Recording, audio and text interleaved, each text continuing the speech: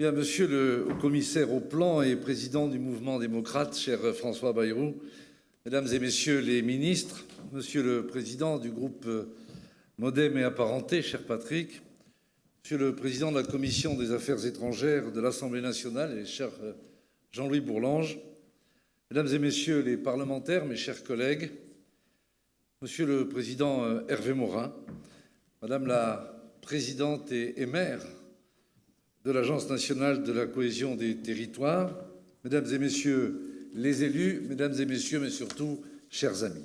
Merci d'abord de votre accueil, et c'est un grand plaisir que d'être parmi vous aujourd'hui pour les journées parlementaires du mouvement démocrate. Les enjeux pour rendre notre démocratie plus représentative, responsable et efficace sont toujours vivaces, et les pistes qui ont été tracées ce matin montre qu'il nous faudra consacrer beaucoup de temps pour les explorer toutes. Améliorer la représentativité de l'Assemblée nationale par l'introduction d'une dose de proportionnelle dans le mode de scrutin ou encore améliorer la qualité du travail législatif sont autant de leviers qui pourront permettre, en effet, de renforcer la vitalité de notre démocratie. Et ce sont là des ouvrages à remettre rapidement sur le métier.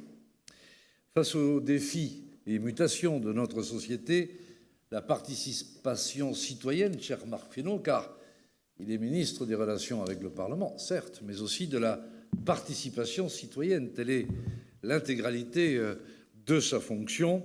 Eh bien, cette participation citoyenne, on ne sait pas trop comment la prendre, mais nous sentons tous que c'est un enjeu central de notre vie démocratique.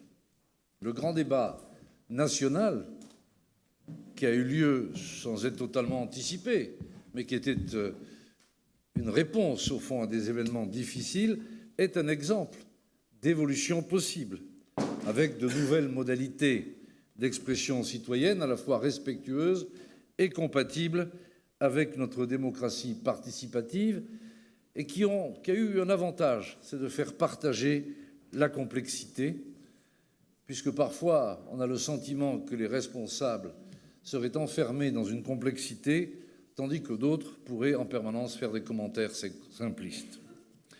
Les relations entre l'État et les collectivités territoriales représentent également un enjeu fondamental au moment où nous nous apprêtons à mesurer les 40 ans de la décentralisation, cela a été rappelé, voulue par François Mitterrand et Gaston Defferre. Les lois de 1982 et 1983 ont ouvert la voie.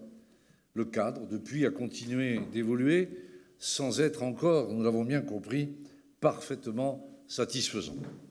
Cela étant, cela a été dit, je crois, nous l'avons vu durant la crise sanitaire et aussi avec la mise en œuvre du plan de relance, à de rares exceptions près, les représentants de l'État et les élus des collectivités territoriales ont travaillé ensemble au quotidien pour répondre aux problèmes auxquels nos compatriotes se sont trouvés confrontés. Nous devons non seulement rééquilibrer, mais aussi harmoniser les relations entre État et collectivités locales dans leurs principes, dans leur logique même. Et c'est justement l'une des grandes avancées du projet de loi que porte avec ferveur Jacqueline Gourault que de penser l'organisation de l'État, le D de déconcentration, en même temps que celle des collectivités, et là c'est le D en quelque sorte de décentralisation. Jusqu'à présent d'ailleurs, de manière assez singulière, la déconcentration se faisait par décret circulaire comme s'il s'agissait d'une affaire purement interne à l'administration. C'est-à-dire qu'on décidait à partir de la haute administration comment il fallait organiser les services de l'État dans les territoires sans qu'il soit nécessaire de demander l'avis aux élus locaux. Et nous savons, nous, que quand il faut marcher, eh bien, c'est mieux d'avoir deux jambes pour avancer. Un point que je souhaite faire mien, si je puis dire, c'est ce qu'a évoqué Jean-Louis Bourlanges en introduction de cette table ronde, qui est en effet sur la nécessité absolue de permettre aux citoyens d'identifier les pouvoirs, de savoir qui fait quoi, qui est responsable de quoi. Parce qu'au fond, une institution qui dit voilà ce qu'il conviendrait de faire, mais qui n'en décide pas. Une autre qui dit voilà ce que je décide, mais qui semble ne pas avoir de légitimité, ou du moins un argumentaire suffisamment étayé, tout ça crée de la confusion et n'incite pas nos compatriotes à s'intéresser, au fond, à ce qui fonde les décisions, au processus de décision et aux décisions elles-mêmes. Alors, je voudrais à mon tour livrer quelques rapides réflexions. C'est vrai que je m'interroge toujours et depuis longtemps pourquoi on ne rassemble pas tous les services déconcentrés de l'État sous la coordination du préfet de département. C'est quand même une chose singulière que de voir un maire recevoir des subventions pour améliorer son établissement scolaire et quelques mois après voir arriver la DAZEN, comme on dit, pour expliquer qu'il faut fermer les classes même si elles sont neuves. Ce serait peut-être opportun que l'État parle d'une même voix. Ah non, l'Éducation nationale parle à monsieur le recteur qui parle à monsieur le ministre. C'est la même chose sur l'administration fiscale. On ne connaît pas le préfet, on connaît Bercy. Or, les Français, eux, ils connaissent le préfet. Pas simplement parce qu'il a un uniforme, mais parce que depuis toujours et depuis longtemps, il incarne justement l'État. Mais l'organisation globale fait que nous l'avons un peu désincarné, alors qu'il pourrait être, lui, dans un contexte de différenciation territoriale, le garant de l'égalité républicaine. De même, pourquoi ne pas libérer les collectivités du contrôle de l'égalité par le représentant de l'État? C'est invraisemblable de voir le nombre de fonctionnaires affectés à contrôler les décisions. J'ai vérifié dans le dernier rapport de la Cour des comptes, en Seine-Saint-Denis, le contrôle de l'égalité se fait à hauteur de 7% des décisions prises par les élus, on se demande bien pourquoi, et le département record, dont j'ai oublié le nom, vous me le pardonnerez, on est à 78%. C'est quand même curieux qu'on ait un contrôle de la légalité qui, par ailleurs, soit pratiqué inégalement, vole du temps à des fonctionnaires qui pourraient faire autre chose, alors même qu'il y a des juges administratifs qui ne demandent qu'à travailler. Donc, il y a là, me semble-t-il, des choses curieuses qu'il nous faudrait sans doute simplifier. Parce que, je ne dis pas ça pour être provocateur, mais ce contrôle de l'égalité, au fond, donne l'impression que l'on traite les collectivités locales comme des mineurs. Et quand on traite les gens comme des mineurs, parfois ils se comportent comme des enfants. Et c'est bien pour ça qu'à force de dire l'État vérifie si cela convient, eh bien à l'inverse, quand ça ne va pas, les élus locaux disent c'est la faute à l'État, bien entendu. Et donc, on alimente comme ça, les uns les autres, une forme d'irresponsabilité d'un côté et de poujadisme de l'autre, ce qui n'est sans doute pas bon pour notre démocratie. Enfin, dernière interrogation sur les immenses sujets que vous avez abordés, c'est que là aussi, je m'interroge toujours pourquoi nous sommes si sourcilleux sur la séparation de l'exécutif et du législatif et pourquoi nous admettons sans barguigner que les présidents d'assemblées régionales ou d'autres grandes assemblées, eh bien, eux ne soient soumis à aucun contrôle particulier puisqu'ils sont à la fois les chefs de l'exécutif et les présidents des assemblées délibérantes. Alors ne croyez pas que je sois pour la prolifération de l'espèce des présidents d'assemblée, mais enfin, je trouve qu'à part l'Assemblée nationale et la Corse, paradoxe, eh bien, nous sommes dans les deux seuls endroits où il y a une forme de séparation de l'Assemblée délibérante et de l'exécutif. En tout cas, ce ne sont évidemment que quelques pistes qui méritent peut-être d'être explorées, pas nécessairement adoptées, mais que j'avais envie de verser au débat que vous avez ouvert ce matin. En tout cas, moi, je suis convaincu de la nécessité d'un État puissant et donc mieux organisé. Je retiens la formule qui est de dire quand on est partout et faible, on est faussement omnipotent et à la fin, on est omni-impuissant. Et c'est le problème aujourd'hui de l'État tel qu'il est perçu en tout cas. Donc, oui, un État puissant et donc mieux organisé, avec un visage qu'il incarne, et des collectivités beaucoup plus libres et donc beaucoup plus responsables. Et il me semble là que nous sommes un peu au milieu du gué. Et j'ajoute que je crois aussi, ce serait compliqué, mais vu où nous en sommes, ce ne serait pas plus compliqué. Je crois qu'il faut aussi faire en sorte que les organisations territoriales partent justement des territoires. Je ne suis pas sûr que la Bretagne serait bouleversée si on avait la capacité à se demander si oui ou non on garde le département en Bretagne. Par contre, si je vivais dans mon département natal, qui est l'Aveyron, je serais extrêmement attaché à mon département, ou même dans le Cantal, parce que là, le conseil départemental est vécu comme le principal moteur de l'action publique. Pourquoi, bon sang, au nom d'une idée totalement fausse de l'égalité, confondant égalité et uniformité, qui voudrait que sans faire une France à la carte, on puisse tout de même dessiner une France diverse avec, je le redis, l'autorité préfectorale qui, elle, serait garante évidemment de l'égalité et de l'unité de la République. Enfin, mes chers amis, les thèmes que vous avez abordés, commencé à aborder, que vous continuerez à aborder lors de ces journées parlementaires, illustrent quand même formidablement bien comment et combien nous partageons les mêmes objectifs.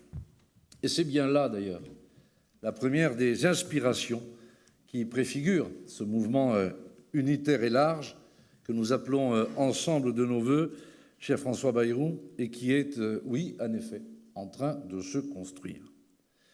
Et je me disais, en venant ici, pour en dessiner les contours, quelle meilleure inspiration que le voisin château de Cheverny, modèle d'unité élégante et savant équilibre architectural. Et clin d'œil de l'histoire, le château en question doit beaucoup, cher François, à un grand Béarnais, votre cher Henri IV.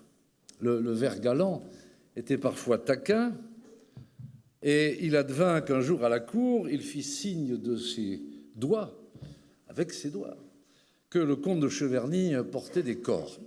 Vous voyez ce que je veux dire. Le seigneur, très vexé, galopa toute la nuit vers son château et au matin trucida son épouse et le jeune page qui lui tenait compagnie d'un peu trop près. Et le bon roi Henri, dont on connaît l'impétuosité, atterré par ce crime, assigna pour 3 ans à sa résidence le comte de Cheverny. Et celui-ci, dont la chronique dit qu'il a longtemps médité sur les dangers de l'emportement et sur la possibilité que soit un jour reconnu des droits aux femmes, trouva une nouvelle épouse, Marguerite, paraît-il aussi sage que belle. Et avec elle, il a décidé de raser le vieux château du drame pour bâtir celui que nous connaissons et qui, depuis 4 siècles, fait toujours l'admiration du monde.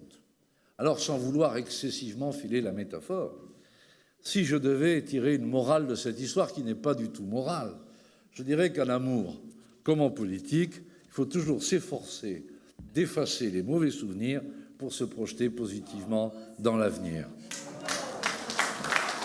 Et c'est pourquoi les vieux clivages factices, les petites trahisons qui dégénèrent en grandes fâcheries, au fond, c'est de notre temps, et en tout cas, on sait que ce n'est pas à la hauteur des enjeux. Et le rassemblement, par le dépassement, dans le respect et l'unité, le grand pôle central de la vie publique française, j'en ai la conviction, c'est l'avenir, et c'est au prix de notre capacité collective à relever cet enjeu, qui, François le disait tout à l'heure, est un grand enjeu, et pas simplement un bricolage de boutique. Eh bien, c'est cela qui aidera notre pays à faire sa mutation politique. Parce qu'au fond, démocrates, nous le sommes. Européens convaincus, nous le sommes. Évidemment, nos histoires sont différentes, mais nous cheminons ensemble vers le même horizon, celui d'une France rénovée, aux institutions modernisées, à la vie publique apaisée, et au fond, celui d'une France unie, plus forte à l'extérieur parce que plus soudée à l'intérieur. Au fond, il n'y a aucune différence rédhibitoire. Il y en a, mais il n'y en a pas de rédhibitoire entre le MoDem et la République en marche. Il y a des racines historiques différentes, des références et des sensibilités différentes. Ce qui pourrait encore nous séparer tient à quelques différences d'appréciation. Mais justement, pour les prévenir et les surmonter, comme vous, je milite pour la structuration de la majorité qui renforce l'unité sans altérer la diversité. Et nous savons travailler ensemble, et nous l'avons prouvé tout au long de cette législature. Nous avons tracé ensemble le même chemin.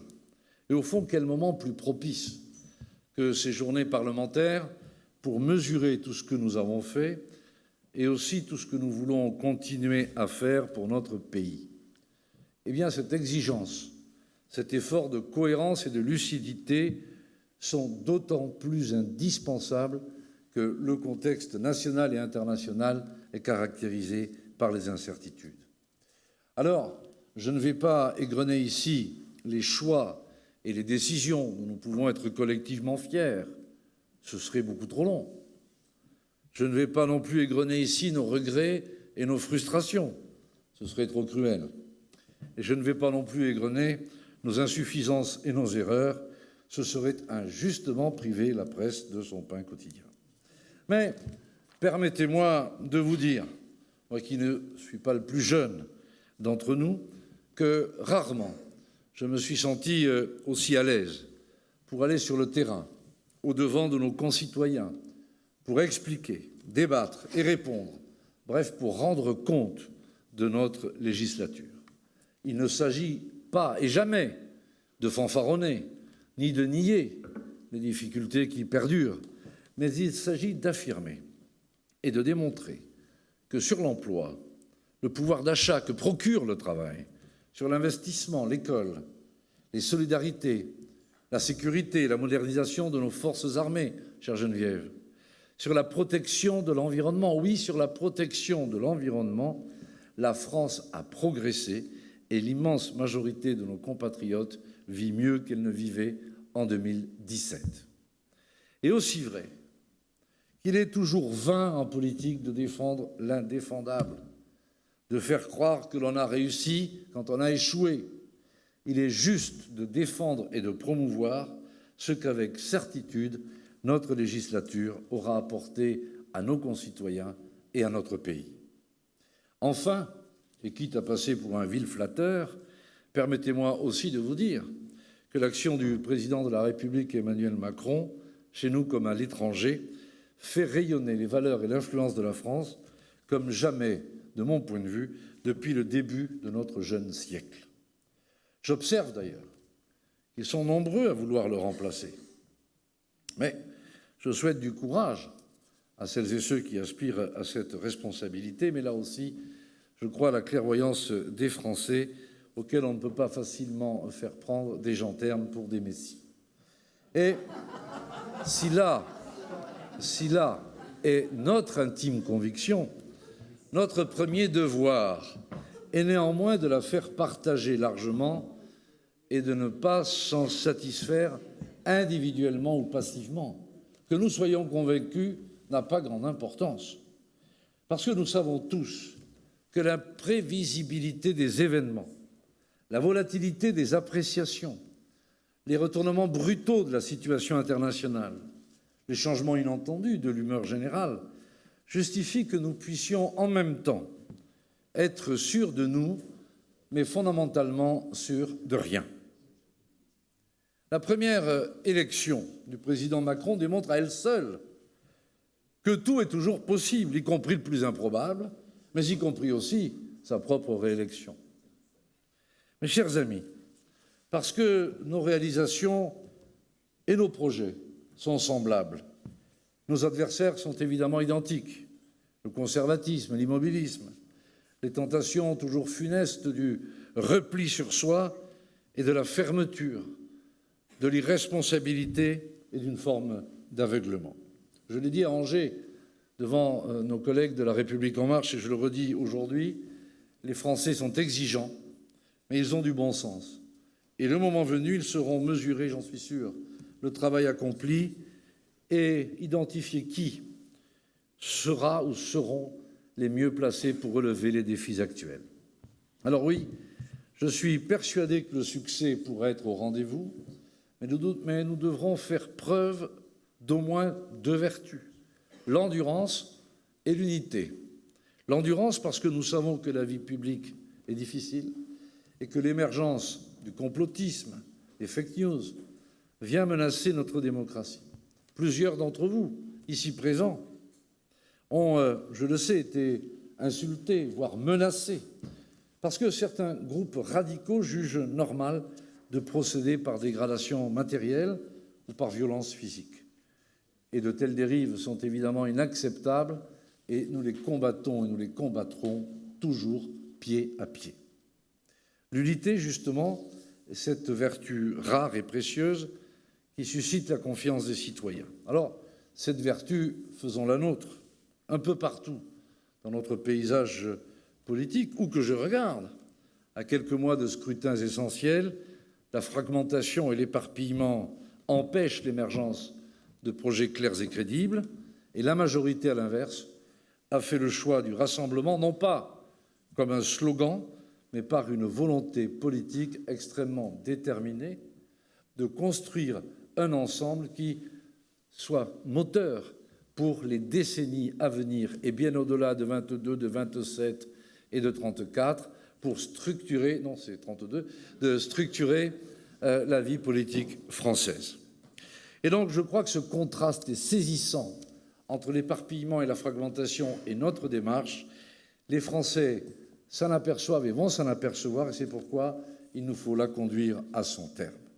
Et je crois que confrontés aux défis d'un monde en pleine mutation, devant les conséquences d'une pandémie qui a encore accéléré le cours de l'histoire, nous avons collectivement apporté la preuve que nous étions solides sur nos bases, rationnels et mesurés, capables et responsables en nous fondant, je crois que c'est Marc qui l'a évoqué, sur la science et la raison. À quoi ressemblerait la France aujourd'hui si elle avait écouté les mauvais conseils de ceux qui voulaient d'abord fermer les frontières, ensuite les écoles, puis l'ensemble des esprits et finalement fermer tout espoir? À quoi ressemblerait la France aujourd'hui si elle avait suivi, dans un contexte de crise épouvantable, la pente de la démagogie? Nous devons le mesurer, nous devons le faire mesurer. Et au fond, si nous sommes unis, c'est parce que nous voulons nous-mêmes une France unie.